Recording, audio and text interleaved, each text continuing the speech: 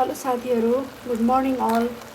म चाहिँ आज हाम्रो खास गरी पूर्वीय समाजमा विशेष रूपमा पाक्ने यो ढकनेको रेसिपी सेयर गर्दैछु हजुरहरूसँग। यसको लागि मुख्य चाहिने सामग्रीहरू भनेको चाहिँ दुध, घिउ, चामल, ल्वाङ, सुकुमेल, दालचिनी, मरिच भयो, यो सबै चाहिन्छ। अनि त्यसपछि यसलाई काजु किसमिस चाहिँ यसको अप्सनल हो, कसैले राख्छ कसैले राख्दैन। म चाहिँ खासै राख्दैन, यो मलाई चाहिँ खास मन पर्दैन पनि। यसलाई मजालेसँगले पहिला चामललाई डिप फ्राई हुने गरेर भुटिसकेपछि चाहिँ यसलाई बिस्तारै उमालेको दुध हालिदिने। अनि आफ्नो इच्छाअनुसार जति खाइन्छ त्यो अनुसारले चाहिँ चिनी राख्ने र बिस्तारै भर्सिन दिने। अब यसलाई चाहिँ भर्साइरहेको छु मैले चाहिँ।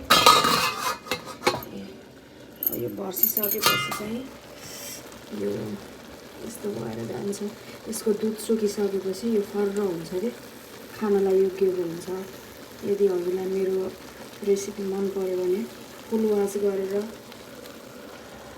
भिडियो सब्सक्राइब गरिदिनु होला। थ्याङ्क यू, धन्यवाद सबजनालाई।